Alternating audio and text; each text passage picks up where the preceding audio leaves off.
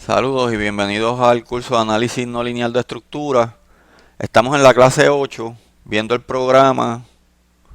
Estábamos hablando del elemento de rigidez distribuida, que eso estaría en lo que en el programa está como la unidad 7. La unidad 7 dice elementos de pared y de rigidez distribuida, una de las aplicaciones sería elemento de pared.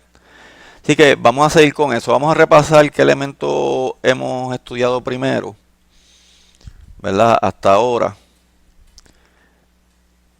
El primer elemento que estudiamos era el elemento de un componente.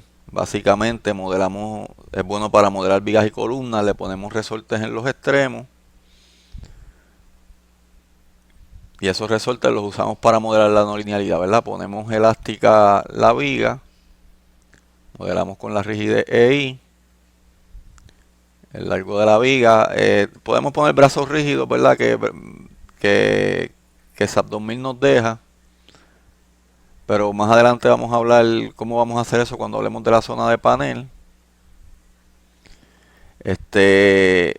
Y la no linealidad después del límite plástico, ¿verdad? La modelamos en el resorte. Si ponemos resbalamiento, ¿verdad? La pendiente no va a ser la vertical, sino modelamos resbalamiento, que es como lo hace SAP, ¿verdad? Pues vamos a tener eh, elástico infinitamente rígido el resorte y después cuando lleguemos a MY pues vamos a tener una rotación, ¿verdad? Que sería la rotación plástica y sabemos que la rotación plástica, perdonen, sabemos que la rotación plástica la podemos calcular como un largo plástico, déjenme poner L minúscula, un largo plástico por la curvatura última menos la curvatura de excedencia que calculamos de la sección transversal, ¿verdad? Que está en ese mismo punto. Y de eso ya hablamos. El largo plástico lo podemos estimar con fórmulas empíricas. La realidad es que si usamos un código, disculpe, si usamos un código ya vimos que, ¿verdad? En el AC4113 ZP es igual al parámetro A en AC4113. Así que ya está dado. Y podemos sacar la rotación última y la rotación de excedencia, ¿verdad? Que sería igual a la rotación plástica como con las fórmulas de mecánica de materiales, ¿verdad? Asumiendo que el punto de inflexión está en el medio y que los momentos son iguales en los extremos en la viga, ¿verdad? Asumiendo que tenemos este diagrama de momentos donde el punto de inflexión está en el medio. Estamos diciendo que este momento es igual a este momento, ¿verdad? Ahí tenemos los cortantes. Y estamos diciendo que el punto de inflexión está en el medio. Y esa fue otra manera, ¿verdad? Que calculamos esa rotación plástica. Y hablamos un poquito más en detalle, ¿verdad? De lo que incluye el EP y lo que no incluye hacer esta asunción, ¿verdad? Como el, el hecho de que la zona plástica se aumenta cuando hay esfuerzos cortantes importantes, como pasa en estos extremos, que si LP lo incluye. Aunque cuando usamos unas fórmulas empíricas, ¿verdad? La de Sawyer y la de Mato, vimos que nos daba bien parecido el largo plástico a cuando usamos las fórmulas de mecánica de materiales. Recuérdense que las fórmulas de mecánica de materiales están en la referencia número 8, que hasta ahora, ¿verdad? La referencia número 8, que es el modelo numérico del ARS, pues tiene el modelo de un componente, ¿verdad? Este se llama el One Component. Y ahorita vamos a la referencia model y también tiene el elemento de rigidez distribuida, que es el próximo, ¿verdad? El elemento de rigidez distribuida, ya lo vimos.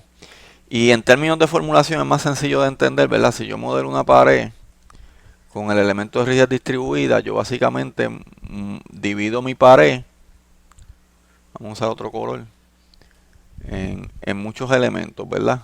Hago muchos nodos y para cada elemento, ¿verdad? Que va a tener un largo delta L, voy a tener una curva de momento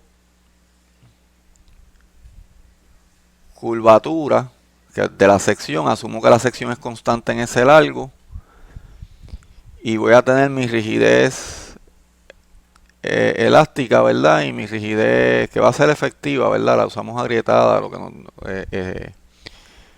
o sea, la modelamos bilineal del origen al punto de excedencia y mi rigidez tangencial ya después del punto de excedencia. Y la voy modificando a medida que va aumentando mi momento promedio, que lo calculo en el medio de mi sección, en cada sección, y asumo que es constante. Obviamente, mientras más discretice la pieza, ¿verdad? Aquí la discretizamos en uno, 2, 3, 4 elementos. Pero mientras más la discretice, más preciso va a ser el modelo. Porque claro, estoy asumiendo que cada modelo, que cada tramo es constante el momento. Y que es igual al momento que me den en el medio del tramo. Pero la ventaja de este elemento es que en realidad esto es un frame element. Y yo lo que ajusto es LI. Y también puedo ajustar la G, ¿verdad? Y dimos el modelo de Jodiajanto, que es un modelo que nos sirve para determinar, ¿verdad? Fuerza cortante versus sería drift, ¿verdad? Que sería delta sobre L, que eso sería rotación cortante. Y podemos hacer un modelo trilineal como dice la C4113, o lo podemos modelar bilineal ya agrietado, da lo mismo. Y sacamos la G, ¿verdad? De la pendiente de esta gráfica. La fuerza cortante, ¿verdad? El modelo de Jodiajanto nos da cómo calcular el esfuerzo cortante y el ángulo cortante, ¿verdad? Y uno lo que asume es que otra vez el cortante es constante en el tramo y que en este caso sí lo es si no hay cargas transversales, ¿verdad? Y vamos modificándolo en base a esta curva. ¿Y qué sería el ángulo de deformación cortante, ¿verdad? Pues sería la deformación relativa del elemento, ¿verdad? Esto es delta L y, y esto sería delta, así que gamma, la notación que yo uso, ¿verdad? En las notas que yo le di, pues es delta minúscula, no delta mayúscula, así que esto yo le llamo delta sobre L, ¿verdad? Esto sería delta, este es el elemento, ¿verdad? Sin deformar, el elemento se deforma relativo, ¿verdad? Porque los dos nodos se mueven, pero lo que se deforma relativo, pues sería delta sobre delta L. Y yo les di unas notas de cómo calcular eso. También está, otra vez, también todo eso está en la referencia número 8, que es el modelo numérico del Dr. López. Recuérdense que el modelo de Jodiajanto también yo les di unas copias en la referencia número 7. Y aunque están en inglés, las formulaciones tanto en la referencia como número 8 como en la número 7, como las notas que yo le di del modelo de rigidez distribuida, pues explican, ¿verdad?, la formulación. Y eso fue lo que hablamos en la clase pasada. Lo interesante de este modelo es que no requiere programación complicada porque es básicamente el mismo elemento de frame, que si estamos en el plano es el elemento 6x6 del plano. Lo que uno hace es que en el método incremental e iterativo uno va modificando la matriz de rigidez, cambiando la G y cambiando el modo de elasticidad, ¿verdad? El EI en este caso. O sea que cualquier programa que uno haga e implemente el método, algún método de técnica no lineal, uno puede ir modificando un elemento frame cualquiera. En SAP, ¿verdad? Dijimos que no se puede hacer exactamente eso, pero si uno lo quisiera hacer, ¿verdad? Uno podría modelar un elemento de frame, otra vez usando, si uno usa 4 elementos, y en el medio de cada elemento poner un resorte.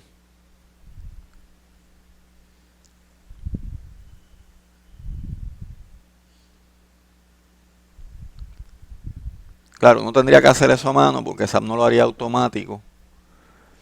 La ventaja es que uno no tiene que poner 4 elementos, así que me disculpan que dibuje los 4 elementos porque uno asume que la discretización son 4 elementos y uno simplemente pone los resortes y modela un solo elemento con la rigidez elástica y efectivo.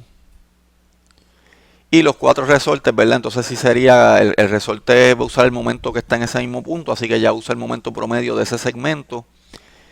Y modelamos la curva de momento curvatura. En SAP se puede entrar la curva de momento curvatura del resorte. Obviamente otra vez no le pongan la rigidez elástica. Así que le restamos la rigidez elástica a esa rigidez de momento curvatura y modelamos el phi plástico, que sería otra vez phi u menos phi y. Y entonces, si uno lo modela en términos de momento curvatura, hay que acordarse que hay que darle como largo plástico el largo del segmento. Y el largo del segmento sí es la distancia entre el punto medio entre cada resorte, porque es como si hubiéramos de verdad discretizado el elemento de frame en segmentos. Y claro, como les dije, en SAP es bien sencillo modelar resortes, ya vimos cómo modelarlos en los extremos. Así que no es muy diferente a modelar el elemento de un componente en el programa. Mi versión no lo permite, pero lo que recuerdo de cuando yo instalé la última versión era que sí me permitía modelar no linealidad en momento y no linealidad en cortante. Así que uno también puede modelar ambos en el caso de rigidez distribuida cuando uno usa la aproximación de SAP 2000. Así que recuérdense, ese era el otro elemento que dimos en la clase pasada. Y aunque dijimos que servía para paredes,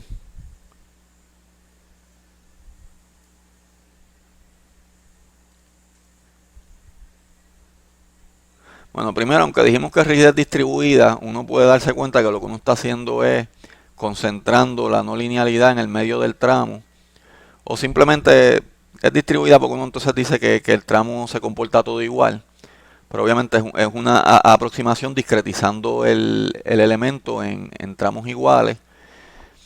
Y cuando uno lo ve en SAP, uno en realidad está concentrando, ¿verdad?, la plasticidad en ese punto medio. Así que quizás no es tan distribuido como el nombre lo sugiere. Pero sí, definitivamente es más complejo, ¿verdad? Trata de simular la no linealidad mejor que el elemento de un componente. Obviamente es un poquito más complicado en términos de tiempo de computadora, pero a la vez tampoco es tan complicado. Es un modelo que corre rápido. Así que aún en una viga, uno podría usar este modelo si uno tiene dudas, ¿verdad? Si uno está modelando una viga existente y uno tiene dudas de que el refuerzo en la sección, ¿verdad? La capacidad disminuye bastante en el tramo del medio. Y quizás los largos de desarrollo no son suficientes y uno tiene unos resortes que quizás son menos dúctiles, más quebradizos. Si uno tiene duda de que plastifiquen otros puntos de la sección, pues obviamente uno lo que puede hacer es poner resorte en más puntos. Y básicamente a la que uno hace eso ya uno está usando el modelo de rigidez distribuida y no el modelo de un componente, que es mucho más sencillo. Y claro, así que uno puede usar este modelo también en vigas y columnas si uno tiene preocupación de que se puedan formar las articulaciones plásticas en otras secciones, simplemente porque el refuerzo va variando a lo largo de la viga.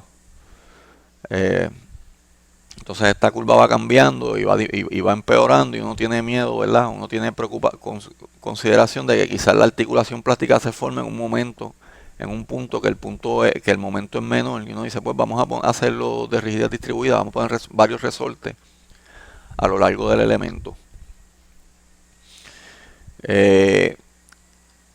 Pero este modelo nos lleva a entonces pensar en elementos finitos, porque SAP tiene un buen modelo no lineal de elementos finitos, de elementos de cáscara, que sirve para modelar paredes. Uno dice, bueno, viendo el modelo de rigidez distribuido, uno dice, pues como yo podría hacer un modelo no lineal, en inglés FEM, ¿verdad? Finite Element Model, que considere la no linealidad de la estructura.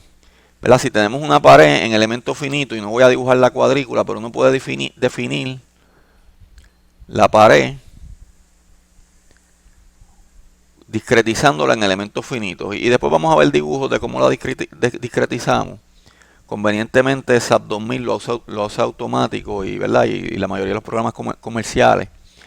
Pero entonces el modelo de elementos finitos, ¿verdad? Vamos a tener en cada punto, y voy a dibujar un punto bien grande en el plano, esfuerzo en las direcciones principales del plano. Esta ella le llama la 2,2.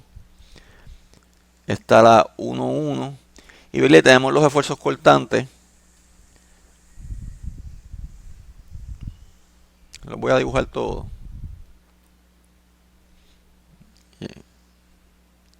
¿Verdad? Donde los esfuerzos cortantes, pues SAP le llama sigma 1,2. Pueden llamarle esta 1,2 como le llaman a veces. Entonces, ¿cómo uno puede hacerlo? Bueno, pues yo discretizo mi pared, ¿verdad? En muchos elementos. Y por ejemplo, tengo un elemento de pared y yo, ¿verdad? Puedo tener mis curvas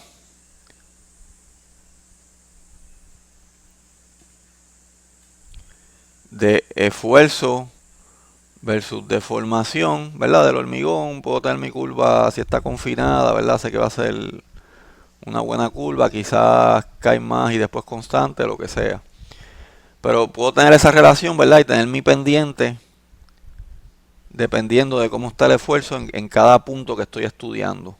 Claro, en elementos finitos no vamos a estudiar todos los puntos y llevarnos linealidad, pero podemos hacer algo similar al de rigidez distribuida, donde en vez de modelar un elemento de freno elástico, pues lo dividimos en varios elementos y vamos a cambiando la elasticidad de cada elemento a medida que el elemento se va plastificando, asumiendo que cada tramo es constante. Por eso lo podemos hacer en elementos finitos, ¿verdad? Hacemos una cuadrícula y cada sección de elemento finito, pues le modelamos una rigidez de acuerdo a cómo esté, ¿verdad? La curva de esfuerzo de formación del material.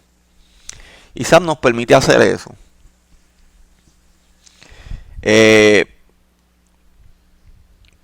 SAP tiene lo que se llama el elemento de cáscara encamada, o ¿verdad? En inglés el elemento de cáscara encamada es el cáscara de shell, ¿verdad? Y camada, ¿verdad? En layers. Así que ellos le llaman layered element, donde uno puede definir no solamente la pared como un elemento, sino que uno define la cáscara de hormigón y el refuerzo de acero también uno lo define como shell elements. Claro, en el caso del acero, ¿verdad? El acero vertical, pues uno lo definiría de tal manera que trabaja en la dirección 2,2. Y lo que hacemos es que rotamos el acero, ¿verdad? Porque la dirección principal del acero va a ser la 1,1. Y eso lo vamos a ver. Y el acero horizontal, pues trabaja en la dirección 1,1. Y en el caso del hormigón, pues trabaja en las tres direcciones, ¿verdad? En las dos direcciones principales y en cortante. Otra ventaja que tiene el modelo es que acopla los esfuerzos cortantes y los esfuerzos en flexión. O sea que no nos tenemos que preocupar por modelar no linealidad en cortante si la pared es corta, modelar no linealidad solamente en flexión si la pared es larga, ¿verdad? Y trabaja más en flexión. Igual que con el elemento de rigidez distribuida, que también podemos modelar las dos no linealidades y que el elemento, las propiedades del elemento se encarguen de verdad de usar la que predomina o simplemente usar las dos y va a predominar una dependiendo de si es pared corta o pared larga. Vamos a ver una figura del elemento de shell element y después vamos a ver cómo SAP lo trabaja. Esto sale de un paper que yo bajé del internet, ¿verdad? Pero aquí tienen un ejemplo de cómo sería el elemento de encamada, de cáscara. Y en realidad lo que es simplemente muchos elementos, disculpen, muchos elementos de cáscara, uno encima del otro, y la realidad es que se pueden sobrelapar, ¿verdad? Las camadas de acero van a estar entre medio del espesor del elemento de concreto, ¿verdad? Entonces lo que uno hace es que la dirección principal del acero, uno la dibuja, ¿verdad? En la dirección que está, en el caso del acero horizontal, pues uno le da la dirección principal, horizontal, y en el caso del acero vertical, ¿verdad? Aquí lo dibujan en verde, pues uno le da al elemento la dirección vertical como principal. Y lo bueno del modelo es que él permite desactivar direcciones de fuerza, o sea que podemos darle que la rigidez en la dirección 2,2, por ejemplo, es cero. Y también podemos desactivar la rigidez en cortante. Y literalmente, si uno desactiva la rigidez, por ejemplo, para el acero longitudinal, si uno desactiva la rigidez horizontal y la rigidez en cortante, literalmente eso está trabajando como un elemento en una dirección, aunque estamos usando un elemento de shell. Y la clave está en discretizar, ¿verdad? El elemento finito. Y cuánto uno discretiza el elemento finito, ¿verdad? Cada elemento, yo le voy a dar una elasticidad de acuerdo a los esfuerzos promedios del elemento y la curva de esfuerzo de formación. Y eso después lo vamos a refinar un poquito más porque no es exactamente así. El elemento es un poquito más preciso todavía, pero es similar en ese sentido al de rigidez distribuida. Si pensamos que lo que usa es el esfuerzo promedio del elemento para determinar dónde está en la curva de esfuerzo de formación y entonces calcular la elasticidad no lineal en ese momento, ¿verdad? La elasticidad de acuerdo a la curva de esfuerzo de formación del material, pues entonces vamos suavizando el elemento a medida que vamos aplicando carga. Mientras más discretizada esté la viga, más, ¿verdad? Más preciso es el elemento, igual que en el elemento de rigidez distribuida, que mientras más discretizado esté el elemento, más preciso es. O sea que de la manera que yo veo el modelo que tiene SAP de cáscara, es bien similar al elemento de rigidez distribuida. También a la vez, es quizás es bien similar a lo que sería lo que SAP llama la rótula de fibra, que todavía no hemos hablado de eso, pero yo lo veo bien similar de esa manera. La ventaja que yo veo del elemento finito es que acopla esfuerzos axiales, ¿verdad? Deformaciones axiales con deformaciones cortantes. Y eso vamos a ver cómo lo hace más tardecito. Primero vamos a ver cómo definimos en la literatura de SAP el elemento de cáscara encamada. Esta referencia, ¿verdad? Yo todavía no se las he puesto. Está disponible en el internet. Este es el manual, ¿verdad? De SAP 2000, la última versión, o por lo menos la 19, no sé si ha salido otra versión. Este manual es del año pasado. Anyway, yo se los pongo en el material, pero está también disponible en el internet.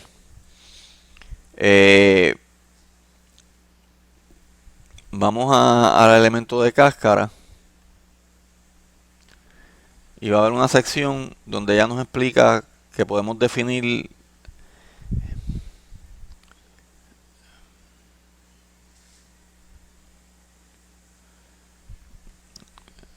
elementos en camada. Vamos a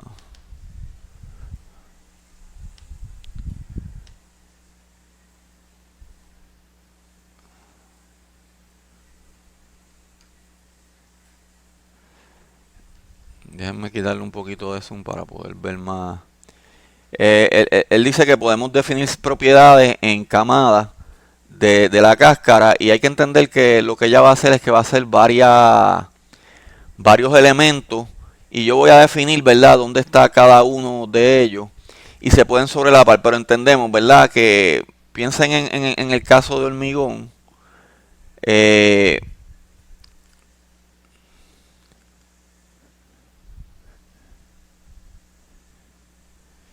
Y lo que vamos a tener van a ser varias camadas donde una camada representa el hormigón. Y claro, podemos entender que el acero de refuerzo va a estar en camadas que se sobrelapan con el de hormigón. Y pues sí, es una aproximación el hecho de que no estamos quitando el hormigón donde esté el acero.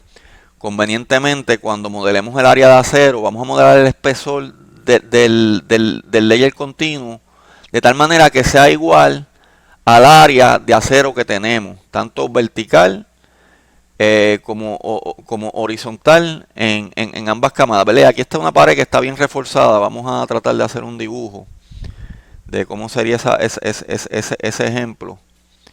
Él, ¿verdad?, está usando una pared eh,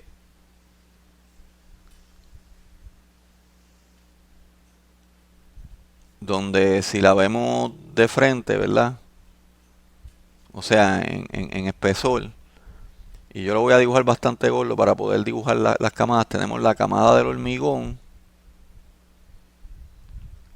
Que en este caso, él está diciendo que tiene un espesor de 18 pulgadas en ese ejemplo. Entonces tenemos las camadas de acero vertical.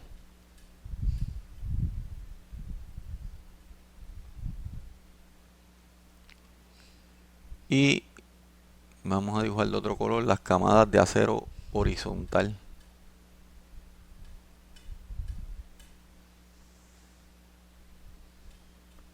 Entonces obviamente con esa área de acero uno puede calcular que el shell element de acero que uno modele tenga esa misma área seccional, y lo mismo con el caso del acero vertical. Entonces obviamente el acero vertical trabaja en esta dirección, así que queremos definirlo de tal manera que el esfuerzo 1,1 del acero vertical sea en esa dirección y el acero horizontal trabaja en esta dirección. Así que modelamos, ¿verdad?, que el acero horizontal, el esfuerzo principal estén en esa dirección. Y obviamente ella va a sacar las propiedades no lineales del acero de la curva de esfuerzo de formación que le definamos al acero, que ella usa un modelo así, ¿verdad?, bilineal y parabólico, la zona de endurecimiento de acero. Y eso es lo que vemos en las notas, ¿verdad? Tenemos un elemento de cáscara de hormigón de 18 pulgadas.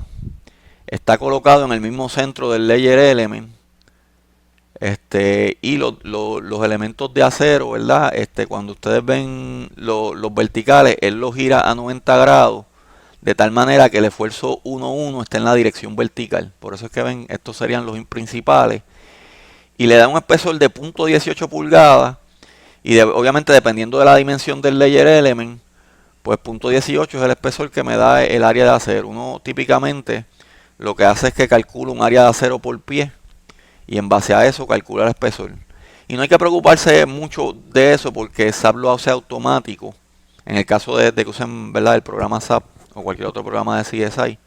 Pero, ¿verdad?, uno lo que hace es que calcula el área de acero por pie y después calcula un espesor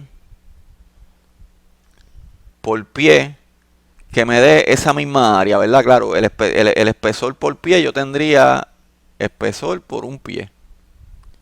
Así que uno puede definir, ¿verdad?, qué espesor me va a dar qué espesor me va a dar un pie de largo del elemento, ¿verdad? Tengo un pie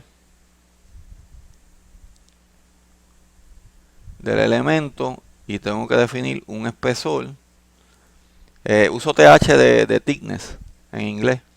Y yo tengo tantas áreas de acero en un pie. Así que cuando yo tengo el área de acero por pie, ese número, pues básicamente de verlo ahí me sale igual el mismo espesor. Tengo que verificar si eso es correcto. Pero eso es lo que estoy viendo, ¿verdad? Si tengo dos varillas por pie, pues voy a tener un área por pie. Estas unidades son pulgadas cuadradas entre pie. Aquí va a ser, claro, tengo que cambiar esto a unidades consistentes y un pie son 12 pulgadas. Entonces el número no me va a dar idéntico al área de acero por pie.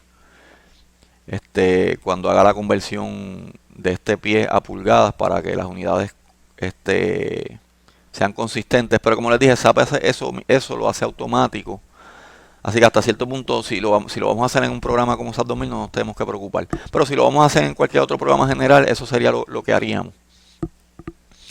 Entonces, volviendo al layer, ¿verdad? Pues en este caso, de verlo, se sabe que verticalmente el área de acero es el doble a horizontal. O sea que tiene el doble de varilla vertical que en la dirección horizontal. Y fíjense que las ponen en el mismo sitio, tanto la camada de arriba como la camada de abajo. Uno puede ser un poquito más preciso, ¿verdad? Sabiendo que uno pone quizás las horizontales más hacia el centro y las verticales más hacia afuera. Y eso no debe ser mucho problema. Y si uno está sobrelapando hormigón y acero, por suerte, como ven, los espesores son bien finitos, así que eso es una aproximación pequeña. Y si ven, uno va a definir qué materiales uno quiere que se comporten no lineales. En el acero, pues obviamente queremos que se comporte no lineal en la dirección uniaxial. Él modela, en este ejemplo de cortante, también modela cortante no lineal. Él construye una curva de cortante en base a la curva uniaxial del acero, usando el círculo de Moore. Así que también le da una rigidez en cortante y obviamente con el radio de Poisson cuando estamos en el rango elástico. Que eso lo que implica es que cuando el hormigón se agrieta, y claro, él no modela agrietamiento directamente de hormigón, pero sí modela que el hormigón no trabaja en tensión cuando usa este modelo no lineal, eso lo vamos a hablar. Así que eso es lo que se llama, la palabra es smeared en inglés, smeared crack model, y es que uno no modela directamente la grieta, pero sí uno le quita la rigidez en tensión al hormigón cuando ¿verdad? Los esfuerzos, las deformaciones del elemento van al lado en tensión o del punto, ¿verdad? O sea que uno no modela la grieta literalmente, pero sí el modelo considera agrietamiento hasta cierto punto, ¿verdad? Al quitarle la rigidez al elemento cuando está en tensión en alguna de estas direcciones principales. Este, Así que si uno modela el acero, uno puede modelarlo ignorando que trabaje el shell element en cortante, pero si uno lo modela, pues eso hace el mecanismo, ¿verdad? De acción de dovela del acero, lo puede representar, ¿verdad? En cortante. Así que uno tiene la opción de si uno quiere ser más conservador o menos conservador, modelándolo en el esfuerzo en cortante, o más conservador, ¿verdad? Desactivando lo que sería simplemente poner inactivo. Y eso se define en el programa. Obviamente si queremos modelar acoplamiento en el hormigón, pues también definimos no lineal los tres. Y él va a usar un modelo que él ya tiene eh, prescrito, que combina la interacción entre esfuerzos axiales y, y, y cortantes. Convenientemente ya ellos publicaron, CSI complicó una nota técnica del modelo de Darwin-Pecknold, que es el que ellos usan, y lo vamos a explicar un poquito más adelante. Así que uno puede modelar ese elemento de cáscara y en realidad lo que hace es que modela, este sería el caso más, lo que ellos llaman el modelo más realístico, el caso más detallado.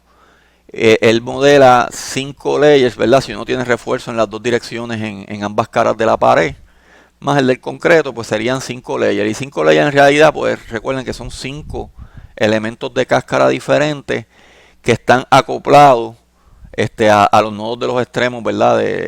A los nodos del elemento. Y cómo ella hace, ¿verdad? En la dirección, cómo ella hace, ¿verdad? Para que se trabajen juntos también en la tercera dimensión. ¿Me explico? Pues obviamente es obvio que todos los nodos que estén en este plano se van a mover juntos en cada layer. Así que la rigidez de cada elemento es la suma de todos los elementos que hay en cada shell element, ¿verdad? Tenemos nuestro elementito de cáscara que lo definimos. SAP convenientemente también lo hace automático con nuestros nodos. Los nodos que sea que use, uno en realidad no los define directamente en SAP, pero si vamos a suponer que fueran 4 nodos, pues uno sabe que todos los nodos de ese shell element se van a mover iguales y la rigidez en el plano es la rigidez de las 5 camadas. Pero también este modelo va a trabajar fuera del plano. Si ven, estamos dándole propiedades de cáscara. Cáscara implica que no solamente el shell element trabaja como membrana, sino que trabaja también como plato. O sea, que trabaja en flexión en la otra dimensión, en lo que sería la dirección 3 en el caso de SAP. Y pues ella lo que hace es que hace lo que sería la asunción de secciones planas permanecen planas. Eh,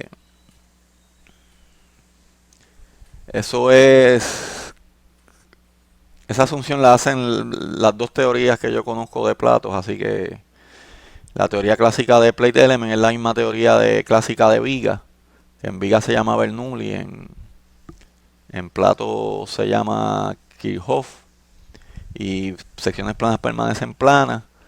Las secciones más complicadas, ¿verdad? La otra teoría que le sigue en viga sería Timochenko, que también mantiene las secciones planas, pero admite deformaciones cortantes y lo equivalente en viga es algo como Midlin, que SAP habla de eso porque esa es la teoría que usa SAP.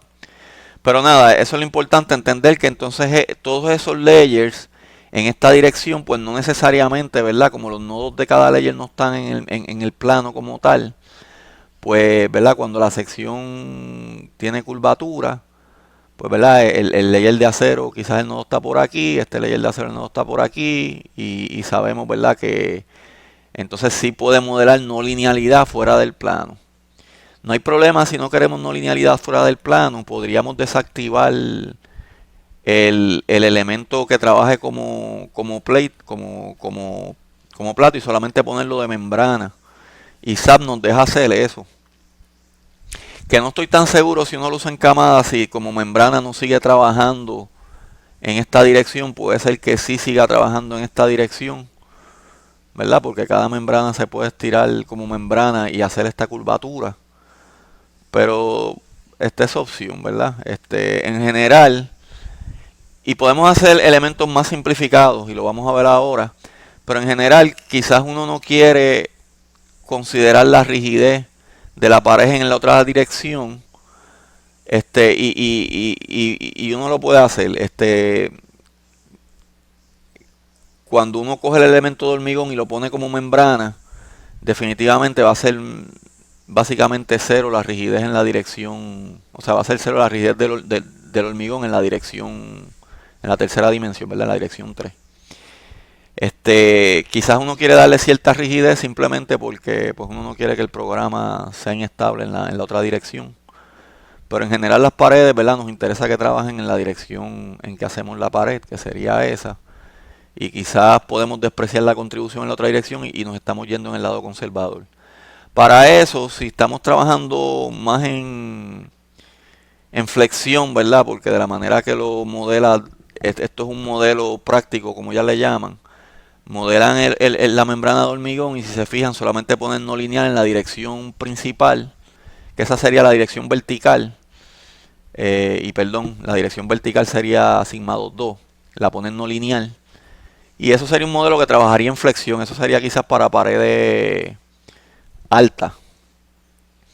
Y sí, obviamente él sigue trabajando en cortante y en la dirección horizontal y lo dejamos esos esfuerzos lineales. Pero fíjense que lo modelamos como membrana, lo que implica que entonces en la tercera dirección no trabaja. Modelamos el acero otra vez no lineal en la dirección principal. Fíjense que no estoy modelando ni el horizontal. Estoy básicamente usando propiedades elásticas en la dirección horizontal porque esto sería un comportamiento como de viga o columna, que es exactamente lo mismo que hacemos con el elemento de un componente, que la parte cortante la dejamos lineal. Así que básicamente la parte cortante la consideramos en el hormigón nada más. No lineal el acero, ¿verdad? Para que como quiera haya la relación momento-curvatura no lineal, tanto hormigón como acero. Y para efectos de que no nos dé algo extraño en la dirección, en la tercera dimensión, él sí modela un plate element, que en este caso lo modela agrietado. Si uno no lo pusiera y uno tiene, yo estoy pensando que el elemento debería correr si uno no lo pusiera y uno hizo un modelo en 3 dimensiones y tiene paredes en la otra dirección, quizás uno puede evitar esto y uno está siendo más conservador todavía. ¿Verdad? Porque entonces en la dirección, en la dirección perpendicular a la pared, que sería esta, pues uno no está considerando esa rigidez. Se los digo, ¿verdad? En el caso de que uno está diseñando o evaluando y no quiere irse conservador, ¿verdad? Porque aquí sí lo está modelando, pero lo está dejando agrietado. O sea que para todos los efectos en la otra dirección es elástico. Claro, como les dije, quizás la contribución de una pared en la otra dirección, al ser esto mucho menos espeso que esto, que verdad puede ser... En este ejemplo no lo dan, ¿verdad? Pero uno podría decir, pues tengo una pared de 5 a 10 pies, ¿verdad? Y obviamente son casi 10 veces lo que es el espesor en la dirección de Z, mirándolo en este plano. Pues quizás esta rigidez y ya agrietada, ¿verdad? Pues, y claro, uno dice, pero agrietado uno pone punto tanto de la inercia. Aquí están poniendo como punto 8, ¿verdad? 16 sobre 18 del espesor. Obviamente el espesor es proporcional a la altura o a la profundidad de la inercia si fuera una sección de columna. Así que cuando uno pone esto, si fuera punto 75, la inercia con la sección sin agrietar, pues 16 es más o menos punto 75 o punto 8. Así que uno puede seguir las recomendaciones del caso elástico que nos da el AC4113. Lo que nos queda es hablar de cómo ella acopla, que en este caso, ¿verdad? No es el ejemplo. La no linealidad. Cómo ella trabaja no linealmente, porque no es solamente cómo acopla la del hormigón, sino cómo trabaja no linealmente. Así que voy a coger una pausita y seguimos con eso. Bueno, si en la referencia de esas vamos a las propiedades del material, ya nos va a hablar de propiedades no lineales.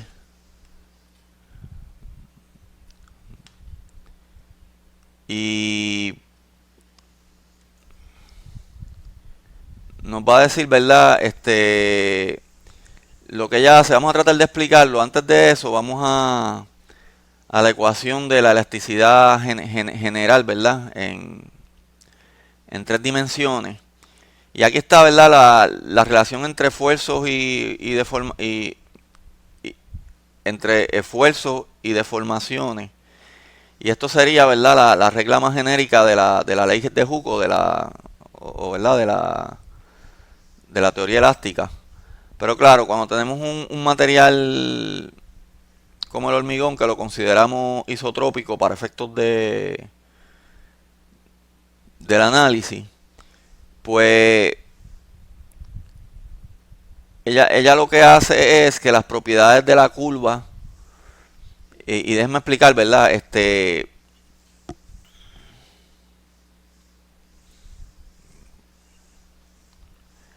¿Verdad? Uno va a definir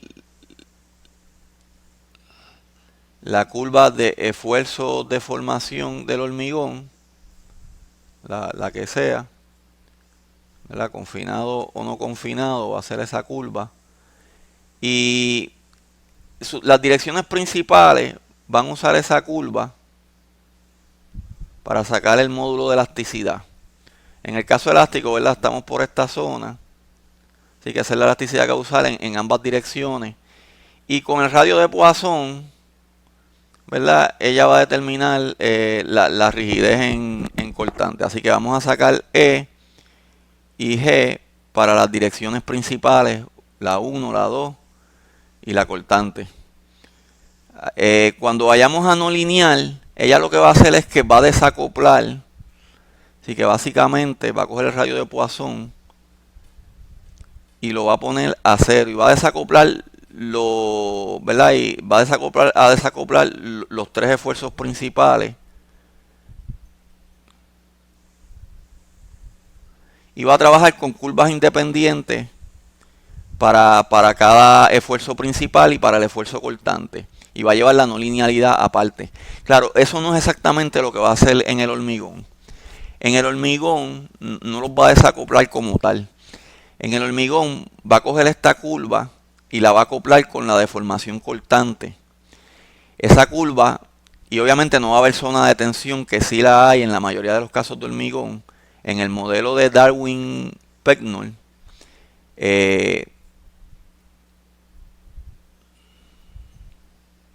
y vamos a ver el esfuerzo en tensión es cero. Así que esta zona, ¿verdad? No existe. Y cuando los esfuerzos cortantes llegan a cierto tamaño, ella va a reducir esta curva. De una manera más sencilla en el caso de SAP, pero va a reducir la capacidad, ¿verdad? Esto es F'C. Y va a reconocer el hecho de cuando los esfuerzos o las deformaciones cortantes son importantes, esa capacidad disminuye. Y va a llevar esa curva. Claro, en el proceso no lineal esa curva va a estar cambiando y ella la va a reducir dependiendo de cómo van cambiando las deformaciones, ¿verdad? Las deformaciones principales, sigma 1, sigma 2 y van a ser las principales, así que no va a haber tal cosa como deformación cortante. Ella creo que le llama M cuando son principales, así que vamos a ver la notación. Vamos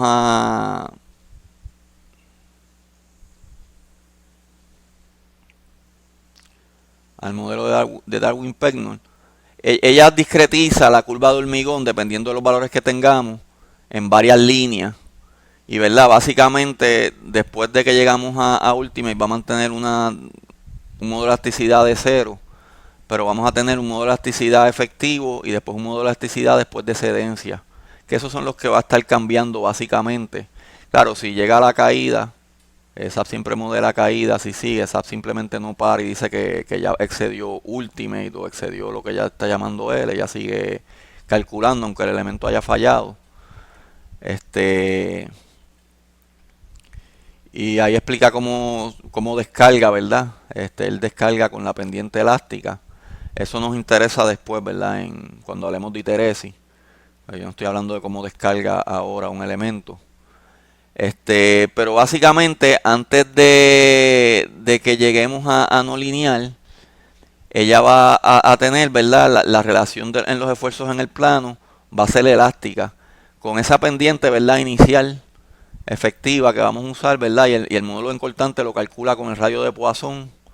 Una vez se agrieta, ahí es que entonces ella dice, bueno, pues ahora vamos a hacer otra cosa. Y aquí es que es un poquito diferente a lo que hace SAP, que simplemente desacopla los esfuerzos principales y mantiene la no linealidad independiente en cada dirección. Ella lo que hace es que calcula los esfuerzos, las deformaciones principales, y en base a las deformaciones principales, primero que nada tiene un factor de reducción que después de cedencia, ¿verdad? O después de agrietamiento va reduciendo F'C. Ahí es que está que la curva, esa es la, ¿verdad? Quizás vamos a buscar dónde es que ya, como el dibujo de la curva reducida, si no lo tengo en otro libro, sí, aquí lo tiene. En otro libro suavizado, como yo lo dibujé, pero esto es como SAP lo discretiza. Pues ella reduce la curva, ¿verdad? Después de cedencia o agrietamiento, el punto Y es que le llama aquí, lo reduce en base al modelo de Darwin-Pegnon. Y esto es importante porque esto es básicamente el efecto principal de acoplar cortante y axial. Yo calculo mis esfuerzos y deformaciones principales, y en base a esas deformaciones principales, si tengo tensión en una dirección principal, mis esfuerzos en compresión en la otra dirección principal se van a reducir. Y en base a cómo está mi esfuerzo y deformación en la dirección principal en compresión, pues yo saco mi pendiente en compresión. En tensión, recuérdense que el hormigón no va a estar trabajando, estarán trabajando las camadas de acero, pero no va a estar trabajando el hormigón en este modelo que acopla compresión y cortante, o esfuerzos axiales y cortantes. Así que si en esta dirección, pues básicamente no va a haber rigidez en el modelo. Pero ella lo que hace es que entonces ella calcula la matriz de rigidez en la dirección principal. Dependiendo si están en compresión o no, pues la segunda dirección principal podría ser que sea 0. Y entonces estos serían 0. Pero si no, pues tenemos la matriz de rigidez en la dirección principal, incluyendo las deformaciones, una rigidez en cortante en la dirección principal, ¿verdad? Simplemente entiendo que es para mantener la estabilidad del análisis. Así que con esa curva de rigidez en la dirección, de esfuerzo de deformación en la dirección principal, ella sí calcula un modo de elasticidad. Entiendo que con el círculo de Moore.